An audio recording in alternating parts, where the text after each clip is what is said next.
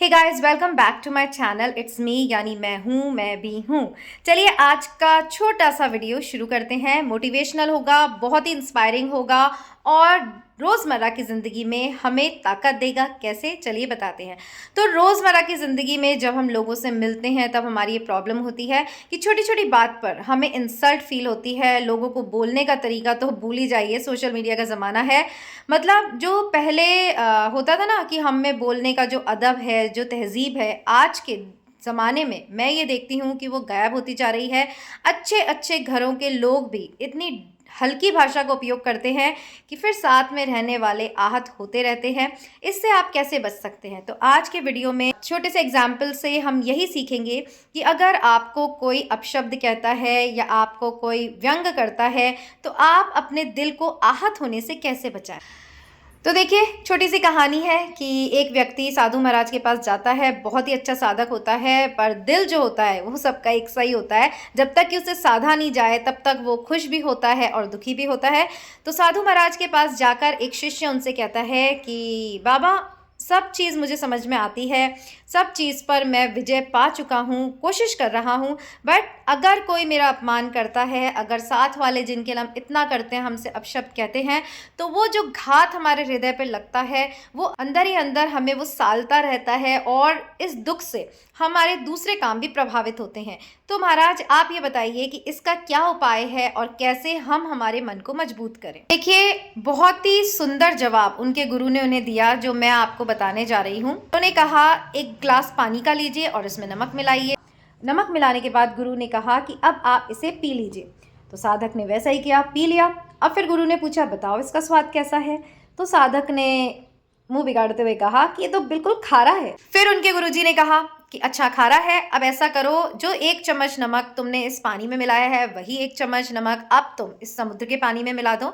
तो शिष्य ने वैसे ही कहा, अब इस ग्लास को भरो और फिर चखो। तो उसने कहा, अरे गुरुजी, ये तो बहुत ही मीठा पानी है, मतलब उस नमक का इस पे असर ही नहीं हुआ।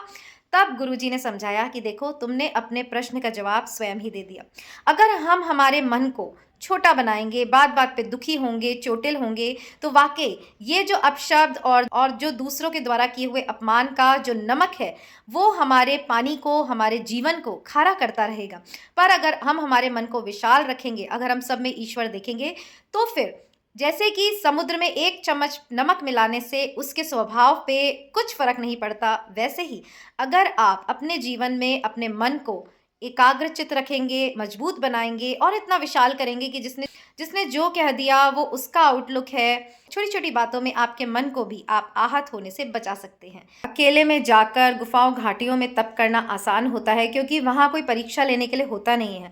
पर अगर हम रोज़मर्रा की ज़िंदगी में ऐसे लोगों से सामना करेंगे, और देखिए ऐसे लोग हर जगह हैं, मतलब आपको बाहर जाने की ज़रूरत नहीं है, घर में भी आपके जो लोग मौजूद हैं वो आपके लिए समय नहीं निकाल पाते। आप अगर कुछ कहते हैं तो वो आपको उल्टा जवाब देते हैं।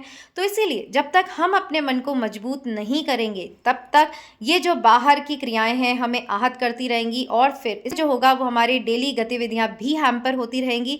तो देखिए, दुखी मन से आप इस जीवन में कुछ नहीं कर सकते। आपका मन प्रसन्न होगा तो आप 10 काम कर सकते हैं, पर अगर आपका मन आहत होगा तो आपके सारे काम एक के बाद खराब होते जाएंगे। तो इसलिए समझदारी से अपने मन को समझाइए कि अगर कोई व्यक्ति कुछ बोल रहा है तो क्या हमें उसकी बात को इतना हृदय से लगाने की ज़रूरत है कि पूरा दिन हम खराब कर लें। देखिए, वो जो व्यक्ति आपको सुना के गया है वो तो उसे भूल भी जाएगा। क्यों? क्योंकि उसने तो सुनाया है ना। अगर आप उसको 2 बार सुनाते तो फिर वो याद रखता, बट दूसरे को कहे गए अपशब्द इंसान आसानी से भूल जाते हैं। वो अपना काम कर रहे हैं, वो खुशी खुशी खाना पीना कर रहे हैं, और हम जो हैं वो कोप भवन में जाके बैठे हैं, हाय हमें ऐसा कह दिया, हमें वैसा कह दिया। तो थोड़े मजबूत बनिए। दुनिया कभी भी आपके अकॉर्डिंग चलने वाली नहीं है, और ये जो चैनल है उसका पर्पस भी ये है कि जो आप रोज़ फेस करते हैं उन प्रॉब्लम से आपको निकालना, आपको मजबूत बनाना, और इसीलिए इस चैनल का नाम है इट्स मी, मैं हूँ। तो यस, आप भी इसी तरह अपने मन को समझाइए, अपने आप को स्ट्रांग बनाइए, मन को ट्रेन कीजिए। जी हाँ, मन को है वो दिल से ना चलाइए, दिमाग से चलाइए, उसको ट्रेनिंग दीजिए, क्योंकि वो भी एक इंस्ट्रूमेंट है, वो आपकी सुनता है। अगर आप उसे तर्क से समझाएंगे कि देखो किसी ने कुछ बोल दिया तो इसके 2 ही रिएक्शंस हो सकते हैं, या हम उसको दोबारा बोलें तो फिर हमारा मन खराब होता है, मतलब हमें भी उस नीचे लेवल पर गिरकर उस व्यक्ति को जवाब देना पड़ेगा, पर जवाब देने पर भी ये गारंटी मेरी है कि अगले का स्वभाव कभी नहीं बदलेगा। सो अपनी एनर्जी सेव करिए, हमें क्यों उलझना है। देखिए, अगर हम कहीं अपनी गाड़ी से जा रहे होते हैं तो ट्रैफिक होता है, तो क्या हम रुक रुक कर एक एक को ठीक करते हैं? नहीं। अगर हम एक एक को कहेंगे आप इधर हटिए, आप इधर हटिए, आप ऐसे क्यों चला रहे हैं, आप ऐसे क्यों चला रहे हैं, तो हमें जहाँ पहुँचना है वहाँ हम लेट हो जाएंगे। तो ऐसे ही अगर हम हमारे जीवन की गाड़ी को सही रूप से चलाना चाहते हैं, कोई आपका जीवन में लक्ष्य है, तो बिना किसी से उलझे हुए हमें हमारी जो गाड़ी है उसको निकाल लेना चाहिए। और यही आज के वीडियो से मैं आपको समझाना चाहती थी, आपको मोटिवेट करना चाहती थी। किसी के भी कहने से कुछ नहीं होता है जी, ये दुनिया तो बोलती थी, बोलती है, बोलती रहेगी। आप अपने लक्ष्य पर फोकस करिए और अपने जीवन को सुंदर बनाइए। सो होप मेरी आज की बातें आपको कहीं से कुछ साहस दे पाई हों, कुछ बल दे पाई हों, और इसे प्रैक्टिकल तो आपको ही करना पड़ेगा। तो बस इतना देखना है कि जब आपके साथ कोई बुरा करे, पहले करता था, आप जो रिएक्शन, देखिए कोई भी बात करने का एक सिंपल तरीका है, आँख बंद करिए। किसी ने आपसे कुछ कहा, अभी सोचिए, वो तो सिचुएशन बाद में आएगी, अभी सोचिए आपने दोनों तरह के रिएक्शंस करके देखिए। एक, जब आपने उसे जवाब दिया, दूसरा जब आप चुप रहे।